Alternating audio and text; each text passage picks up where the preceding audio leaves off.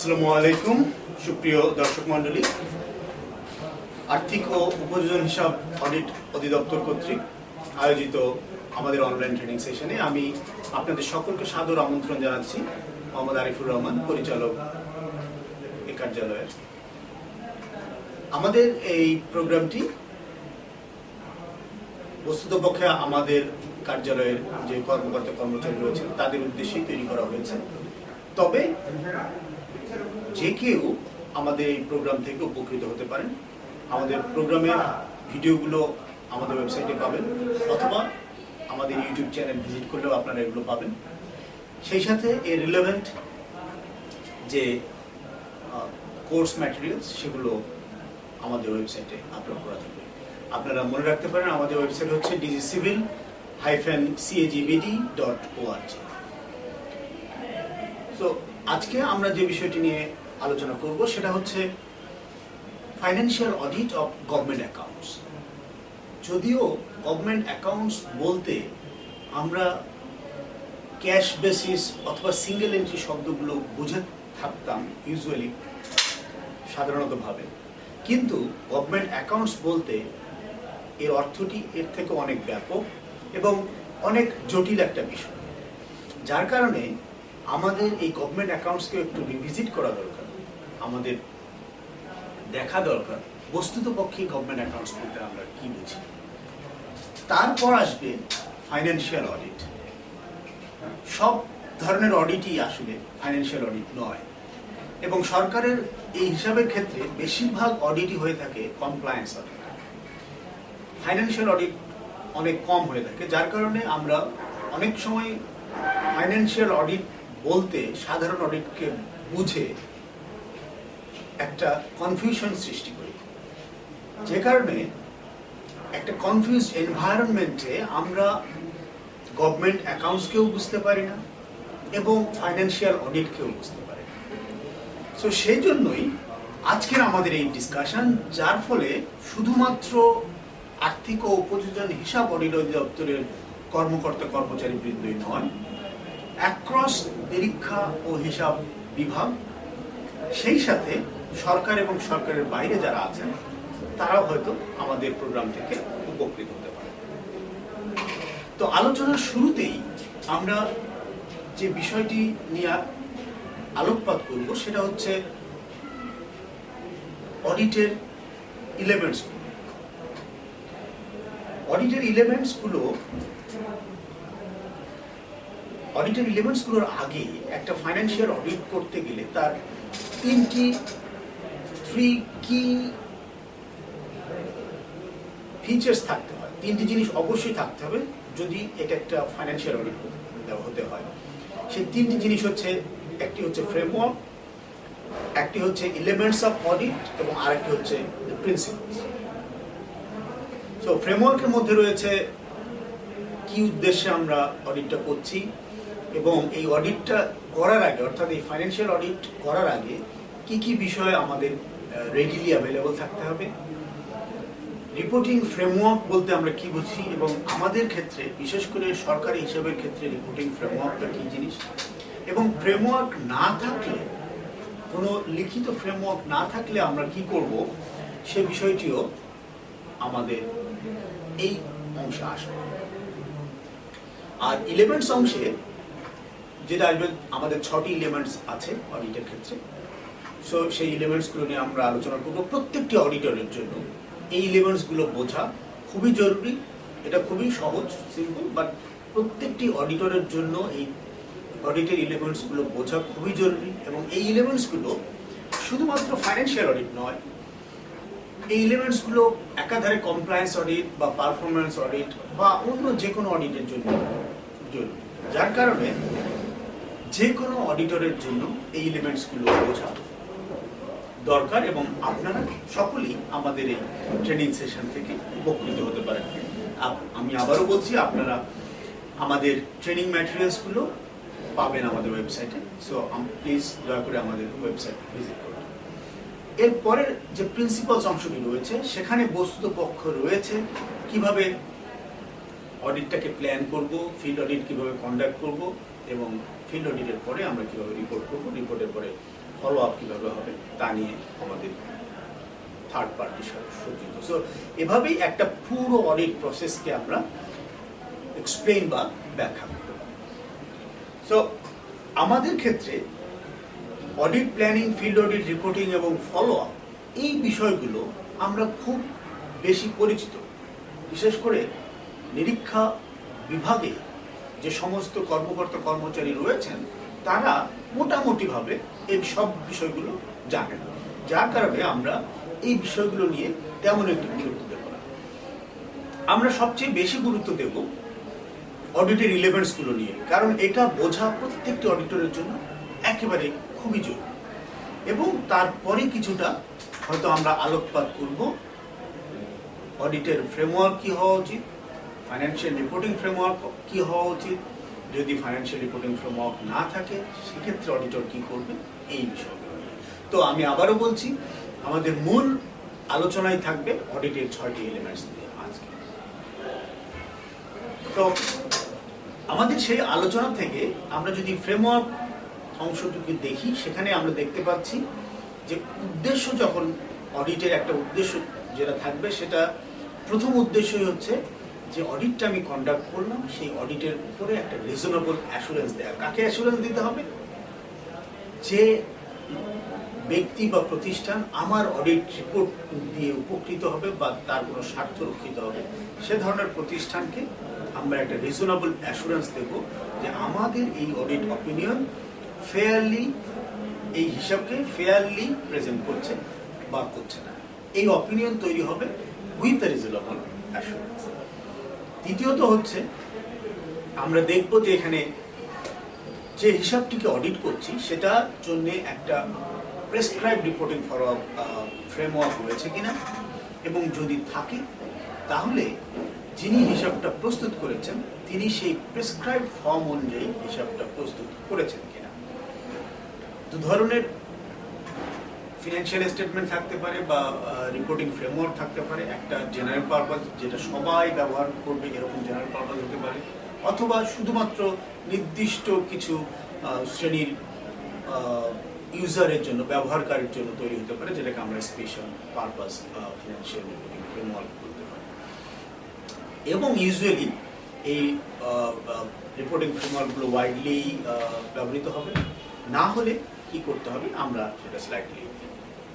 বাংলাদেশের ক্ষেত্রে ফ্রেমওয়ার্কটি completely well defined.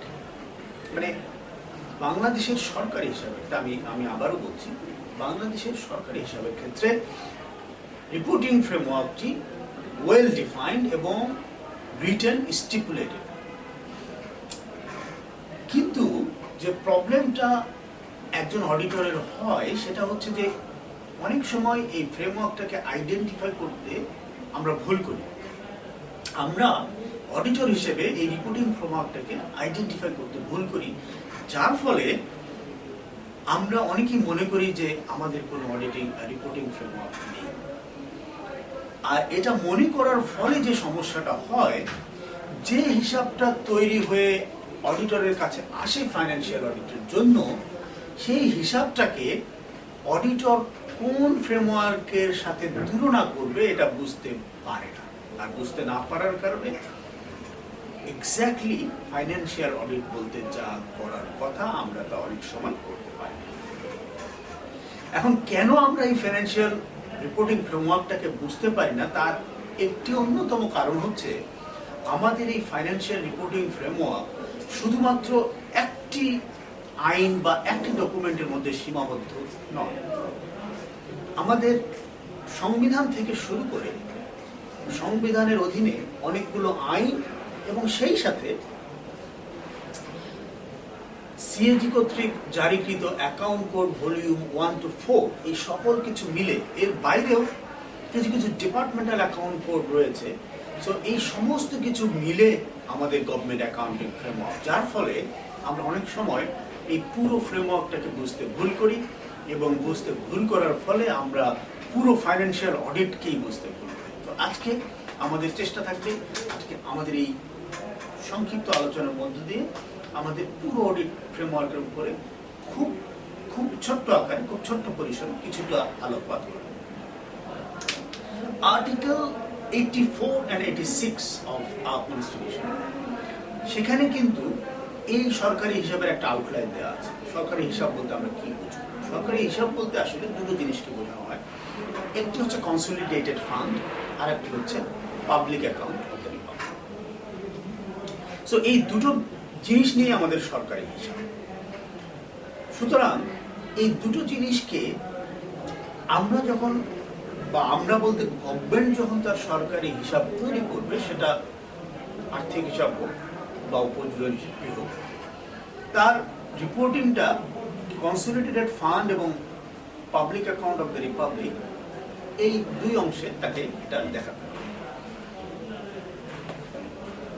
Consolidated fund আবার দুই অংশে বিভক্ত থাকবে, সেটা আর্টিকেল 89-এ বলছে কনস্টিটিউশনে, যে কনসলিডেটেড ফান্ডের মধ্যে কিছুটা চার্জড এক্সপেন্ডিচার থাকবে, যেটাকে অন্যান্য এক্সপেন্ডিচার থেকে আলাদা করে দেখাতে হবে। সুতরাং আমরা যখন আর্থিক হিসাব তৈরি করব বা উপযোজন হিসাব তৈরি করব, তখন অবশ্যই আমাদের এই কনস্টিটিউশনের যে নির্দেশনা বা সাংবিধানিক যে নির্দেশনা, সেটা পালন করতে হবে। অর্থাৎ কনসলিডেটেড ফান্ডের হিসাবকে আমাদের চার্জ এক্সপেন্ডিচার অথবা আদার এক্সপেন্ডিচার হিসেবে অবশ্যই দেখা। সো আমরা এখানে একটা পাবলিক অ্যাকাউন্ট বা গভর্নমেন্ট অ্যাকাউন্টের একটা অফিসিয়াল ডেফিনেশন দেখছি, যেটা আমি পড়ে শোনাচ্ছি আপনাদেরকে। According to GFR rule 2 and article 5 of the account code volume 1, public account হচ্ছে কনসলিডেটেড ফান্ড এবং public account of the Republic, এই দুটো মিলে তৈরি হয়। আবার অ্যাকাউন্ট কোড ভলিউম 4 এর আর্টিকেল 19-এ বলছে যে গভর্নমেন্ট অ্যাকাউন্টের দুটো ডিভিশন আছে, একটা হচ্ছে কনসলিডেটেড ফান্ড এবং public account of the Republic. তার অর্থ হচ্ছে এই যে পাবলিক অ্যাকাউন্টস অথবা গভর্নমেন্ট অ্যাকাউন্টস, আমরা যাই বলি না কেন, মূলত দুটি বিষয় একটি জিনিসকে বোঝাচ্ছে, সেটা হচ্ছে আমরা বাংলায় যেটাকে বলি সরকারি হিসাব। এবং এই সরকারি হিসাব বলতে এই দুটো জিনিসের মধ্যে থাকবে, কনসলিডেটেড ফান্ড এবং public accounts of the Republic, অর্থাৎ প্রজাতন্ত্রের সরকারি হিসাবের মধ্যে যত ধরনের হিসাব থাকবে তা এর মধ্যে থাকবে। যার ফলে আমরা আমাদের এই কনফিউশনটুকু দূর করে নিই যে এটার নাম পাবলিক অ্যাকাউন্টসই হোক অথবা গভর্নমেন্ট অ্যাকাউন্টসই হোক, এটা আমাদের সরকারি হিসাবকেই আমরা নির্দেশ করছি। সো আমরা আগে যেমনটি বলেছিলাম যে আমাদের ফ্রেমওয়ার্কটা অত্যন্ত জটিল, সেখানে আমরা এই অ্যাকাউন্টিং ফ্রেমওয়ার্কটাকে যদি একটু ইলাবোরেট করতে যাই, তাহলে আমরা দেখতে পাবো যে এখানেও দু ধরনের বৈশিষ্ট্য আমরা পাবো। কিছু ফ্রেমওয়ার্ক আছে ফর জেনারেল পারপাস ফাইন্যান্সিয়াল স্টেটমেন্টের জন্য, যেমন অ্যাপ্রোপ্রিয়েশন অ্যাকাউন্টস, ফাইন্যান্স অ্যাকাউন্টস, এগুলো হচ্ছে general purpose financial statement. So এগুলো কিভাবে তৈরি হবে তার জন্য কিছু গাইডলাইন দেওয়া আছে। আবার অনেক সময় দাতাদের চাহিদার পরিপ্রেক্ষিতে আমরা কিছু ফাইন্যান্সিয়াল স্টেটমেন্ট তৈরি করি, যেমন আমাদের ফরেন এইডের প্রজেক্টগুলোর জন্য, সেগুলো হচ্ছে স্পেশাল পারপাস ফাইন্যান্সিয়াল স্টেটমেন্ট। তবে এখানে উল্লেখ করা ভালো যে অনেকের মতে প্রজেক্টের ফাইন্যান্সিয়াল স্টেটমেন্ট আদৌ ফাইন্যান্সিয়াল স্টেটমেন্ট কিনা, সেটা আসলে আরো বিবেচনা করা দরকার। সে যাই হোক, আমাদের জেনারেল পারপাস যে ফাইন্যান্সিয়াল স্টেটমেন্ট রয়েছে, তার মধ্যে দুটো ফাইন্যান্সিয়াল স্টেটমেন্ট রয়েছে, একটা হচ্ছে অ্যাপ্রোপ্রিয়েশন অ্যাকাউন্টস আর একটা হচ্ছে ফাইন্যান্স অ্যাকাউন্টস। এখন অ্যাপ্রোপ্রিয়েশন অ্যাকাউন্টস কিভাবে তৈরি হবে তা বেশ কয়েকটি লিগ্যাল ইনস্ট্রুমেন্টের মধ্যে আমাদের বলা আছে। এই লিগ্যাল ইনস্ট্রুমেন্টের মধ্যে একটি হচ্ছে public money and budget management act 2009 এবং আরেকটি হচ্ছে account code volume 1 to volume 4। So এই লিগ্যাল ইনস্ট্রুমেন্টগুলোর মধ্যে বলা রয়েছে কিভাবে অ্যাপ্রোপ্রিয়েশন অ্যাকাউন্টস তৈরি হবে। তবে এই কথাও বলে রাখি, অ্যাপ্রোপ্রিয়েশন অ্যাকাউন্টস একটা সুন্দর সংজ্ঞা দেওয়া রয়েছে সিএজির অতিরিক্ত দায়িত্ব আইন বা the controller and organisational function act 1974 এর সেকশন 2, সম্ভবত সেকশন 2 তে আপনারা একটু দেখে নিন। আর ফাইন্যান্স অ্যাকাউন্টস কিভাবে তৈরি হবে সে বিষয়ে নির্দেশনা দেওয়া আছে public money and budget management act 2009 এবং article 131 of account code volume 4, এবং সেই সাথে ফাইন্যান্স অ্যাকাউন্টস এর একটি ফরম্যাট দেওয়া আছে appendix 1 of the account code volume 4। সুতরাং আমরা খুব স্বাভাবিকভাবে বুঝতে পারি যে আর্থিক হিসাব যে ফরম্যাট অনুযায়ী তৈরি হবে সেই ফরম্যাটটি হচ্ছে আমাদের অ্যাকাউন্ট কোড ভলিউম 4 এর অ্যাপেন্ডিক্স 1 এ দেওয়া আছে। সো এর বাইরে আরো কিছু ফরম্যাট, আমি আগেই বলেছিলাম আমাদের ফ্রেমওয়ার্কটা এই জন্যই জটিল যে not only this code and account code and the laws, এর বাইরেও কিছু ডিপার্টমেন্টাল কোড রয়েছে, যেমন ডিফেন্স, রেলওয়ে, পিটিএসটি, তাদের ওন ডিপার্টমেন্টাল অ্যাকাউন্ট কোড রয়েছে, যেগুলো আমাদের ফ্রেমওয়ার্কের আওতায় রয়েছে। সো এই সকল কিছুই, এই অ্যাকাউন্টিং ফ্রেমওয়ার্কগুলো অবশ্যই একটা এনফোর্সেবল লিগ্যাল ইনস্ট্রুমেন্ট হতে হবে। এটা আমাদের অডিটর, অ্যাজ এ অডিটর আমাদের সকলকে বুঝতে হবে যে এটা কোনো ধারণা থেকে তৈরি হবে না বা এটা কারো মতামতের ভিত্তিতে তৈরি হবে না। These things has to be written in some legal instrument. Legal instrument বলতে এটা সংবিধান হতে পারে, এটা সংসদে পাশকৃত আইন হতে পারে, এটা আইনের অধীনে কোনো রুল হতে পারে, এটা কোনো এক্সিকিউটিভ অর্ডার হতে পারে, বা যে কোনো ইনস্ট্রুমেন্ট যেটার একটা লিগ্যাল এনফোর্সমেন্ট রয়েছে আমাদের দেশে। সো এই ধরনের লিগ্যাল ইনস্ট্রুমেন্ট দিয়ে এই ফ্রেমওয়ার্কগুলো তৈরি থাকবে। সো ফিনান্সিয়াল অডিট করতে গেলে আমরা তখন যে অ্যাকাউন্টসটা তৈরি হবে সেই অ্যাকাউন্টসটাকে এই লিগ্যাল ফ্রেমওয়ার্কের সাথে তুলনা করে তৈরি হয়েছে কিনা সেটা আমাদের যাচাই করতে হবে। তো লিগ্যাল ফ্রেমওয়ার্কের যদি আমরা একটা ছবি সাজাই তাহলে আমরা একটা ছবি দেখতে পাবো, যেটা আপনারা এখন মনিটরে দেখতে পাচ্ছেন। তো সবার উপরে রয়েছে দ্য কনস্টিটিউশন, অ্যান্ড তারপরে রয়েছে দ্য পিএমবিএম অ্যাক্ট 2009, তারপরে রয়েছে আমাদের অ্যাকাউন্ট কোড ভলিউম 1 থেকে 4 অ্যান্ড জিএফআর। এর পাশে রয়েছে আমাদের ডিপার্টমেন্টাল অ্যাকাউন্ট কোডগুলো, military account code, railway account code, postal account code. এছাড়া রয়েছে audit code and audit manual আমাদের। তাছাড়া রয়েছে আমাদের সিপিডব্লিউ এ কোড। অ্যাকাউন্টসের একটা ফরম্যাট দেওয়া আছে, form 134 of audit manual. So 134 of audit manual আপনারা দেখতে পাচ্ছেন এই ফর্মটি রয়েছে, এবং এখানে অ্যাকাউন্ট অ্যাপ্রোপ্রিয়েশন অ্যাকাউন্ট কিভাবে তৈরি হবে তার একটি ইনস্ট্রাকশন দেওয়া আছে। এরপরে আমরা দেখতে পাচ্ছি যে আমাদের ফ্রেমওয়ার্কের মধ্যে আর্থিক হিসাব কিভাবে তৈরি হবে তার একটি মেইন হেড অফ অ্যাকাউন্টসগুলো দেওয়া আছে। Division of government accounts, consolidated fund হবে, তার মধ্যে রেভিনিউ থাকতে হবে, ক্যাপিটাল থাকতে হবে এবং পাবলিক ডেট থাকতে হবে আলাদা করে। এর বাইরে রয়েছে public accounts of the Republic, সেটার মধ্যে কি হবে, সেটার মধ্যে পাবলিক ডেট, ডিপোজিট অ্যান্ড অ্যাডভান্সগুলো থাকতে হবে এবং আমাদের রেমিটেন্সের হিসাব থাকতে হবে। সো এর মধ্যে আপনারা দেখতে পাচ্ছেন যে কয়েকটি অ্যাকাউন্টের ব্যালেন্স থাকবে আমাদের, যেমন পাবলিক ডেট, তার ব্যালেন্স থাকবে, সেটা কনসলিডেটেড ফান্ডের অংশ, এবং বাকি যে পাবলিক অ্যাকাউন্টসের যে দুটো অংশ রয়েছে এই দুটোর অবশ্যই ব্যালেন্স থাকবে, যেটা on the other hand revenue account এবং ক্যাপিটাল অ্যাকাউন্ট এই দুটোর কোনো ব্যালেন্স থাকবে না। সো ফ্রেমওয়ার্কের মধ্যে আরেকটি বিষয় তাহলে আমরা দেখছি এখানে যে কনসলিডেটেড ফান্ডের যে ব্যালেন্সগুলো হবে সেটা কয় ধরনের হতে পারে, এবং পাবলিক অ্যাকাউন্টসের অধীনে যে ব্যালেন্সগুলো হবে সেটা কত হবে। আমরা দেখতে পাচ্ছি যে পাবলিক কনসলিডেটেড ফান্ডের মধ্যে যে ব্যালেন্সগুলো বেসিক্যালি সবগুলোই পাবলিক ডেটের অংশ। এর মধ্যে পার্মানেন্ট ডেট রয়েছে, ফ্লোটিং ডেট রয়েছে, ফরেন ডেট রয়েছে, এবং এর সাথে লোন অ্যান্ড অ্যাডভান্সেস রয়েছে, ডেভেলপমেন্ট লোনস অ্যান্ড অ্যাডভান্সেস রয়েছে, government service loans and IFM loans ইত্যাদি, এগুলো রিসেন্ট যোগ হয়েছে। এর বাইরে রয়েছে এটা মিলে আমাদের কনসলিডেটেড ফান্ডের ব্যালেন্সেসগুলো। এর বাইরে রয়েছে public account of the Republic. সেই পাবলিক অ্যাকাউন্ট অফ দ্য রিপাবলিকের অধীনে বেসিক্যালি অনেকগুলো হেড রয়েছে যাদের প্রত্যেকটি ব্যালেন্স থাকবে। এই লিস্ট তালিকাটি আমরা আমাদের ওয়েবসাইটে দিয়েছি, you can visit and you can download the documents from there. So আমাদের ফাইন্যান্সিয়াল ফ্রেমওয়ার্ক যেহেতু এক্সাক্ট এবং রয়েছে, so we cannot apply any other reporting framework. For example, we cannot apply IFRS, we cannot apply GAAP, we cannot apply IPSAS. অর্থাৎ আমরা আমাদের reporting framework, আমরা বলতে এখানে সরকারি হিসাবের ক্ষেত্রে we cannot apply any other financial reporting framework. So we have a very well defined financial reporting framework, so we cannot apply other. So এরপরে আসি elements. What are the elements of the audit? এলিমেন্টসের মধ্যে প্রথম যে এলিমেন্টটি হচ্ছে সেটি হচ্ছে অডিটের তিনটি party. So there are three parties of audit. First party হচ্ছে ইন্টেন্ডেড ইউজার, সেকেন্ড পার্টি হচ্ছে responsible party, and third party is the audit. অর্থাৎ ইন্টেন্ডেড ইউজার হচ্ছে যার জন্য রিপোর্টটা তৈরি করা হচ্ছে,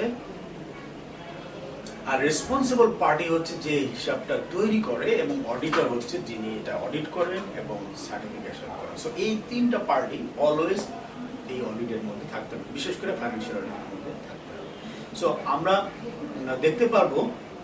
দেখতে পারি যে এই উপযোজন হিসাব তৈরি করে প্রিন্সিপাল অ্যাকাউন্টেন্ট অফিসার, আর্থিক হিসাব তৈরি করে কন্ট্রোলার জেনারেল অফ অ্যাকাউন্টস, এবং এটা অডিট করে সিএজি, কন্ট্রোলার অডিট জেনারেল, এবং সিএজি অডিট করার পরে সার্টিফিকেশন সহ এটা পাঠিয়ে দেয় পার্লামেন্টে, where the intended users, where are our intended users, যারা এই পার্লামেন্টে রয়েছে, আমাদের মাননীয় সংসদ সদস্য।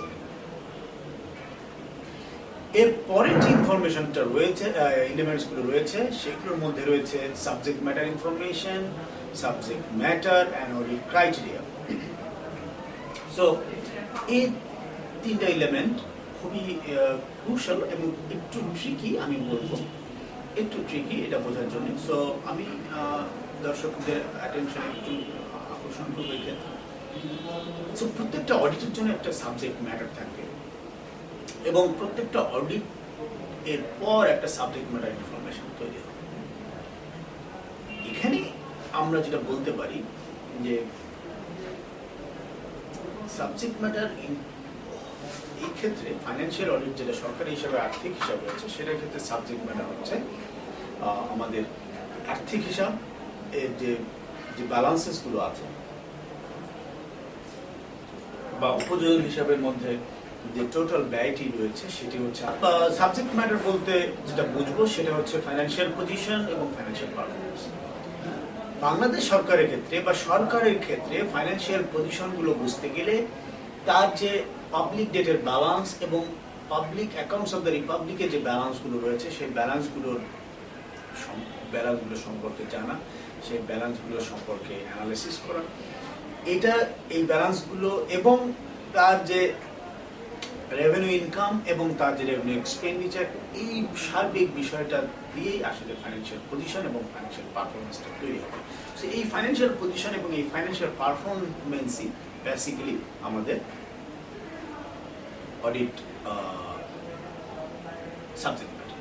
সো এই সাবজেক্ট ম্যাটারের উপরে ভিত্তি করে প্লিজ আপনারা একটু খেয়াল করুন, এই সাবজেক্ট ম্যাটার উপর ভিত্তি করেই অডিট ক্রাইটেরিয়াকে অ্যাপ্লাই করে responsible party subject matter information তৈরি করে।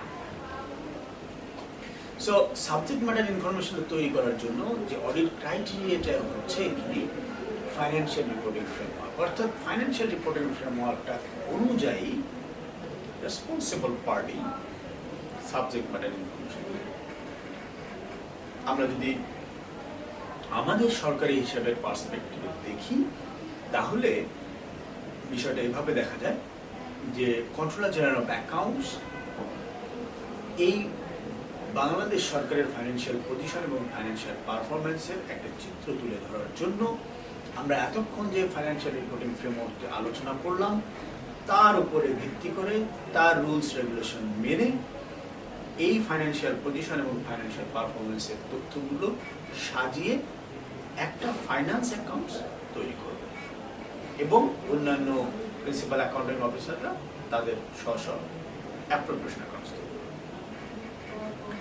তৈরি করার পরে এই ফাইন্যান্স অ্যাকাউন্টস এবং অ্যাপ্রোপ্রিয়েশন অ্যাকাউন্টসগুলো প্রেরণ করা হবে অডিটর জেনারেলের কাছে। সো অডিটর জেনারেল তখন এগুলো অডিট করবেন, অডিট করে অডিট সার্টিফিকেশন দেবেন, এবং অডিট সার্টিফিকেশন দিয়ে এগুলো পাঠিয়ে দেবেন ইন্টেন্ডেড ইউজারের কাছে। সো ইন্টেন্ডেড ইউজারের কাছে এগুলো যাওয়ার পরে ইন্টেন্ডেড ইউজার এগুলোর উপরে বিচার বিশ্লেষণা করুন, বা এটা হচ্ছে তাদের ইন্টারেস্ট। সো এই যে প্রসেসটা আমরা ডিলিনিয়েট করলাম, সেই প্রসেসটাই হচ্ছে আসলে ফাইন্যান্সিয়াল অডিট। তাহলে আমরা যদি আরেকবার দেখি বিষয়টা, যে ফাইন্যান্সিয়াল অডিট হতে গেলে অবশ্যই ফাইন্যান্সিয়াল স্টেটমেন্ট আগে তৈরি করতে হবে, এবং এই ফাইন্যান্সিয়াল স্টেটমেন্ট তৈরি করবে রেসপন্সিবল পার্টি। অডিটর এই ফাইন্যান্সিয়াল স্টেটমেন্ট তৈরি করবে না। অডিটর কি করবে? অডিটর এখানে ফাইন্যান্সিয়াল স্টেটমেন্টগুলোকে অ্যাটেস্টেশন করবে।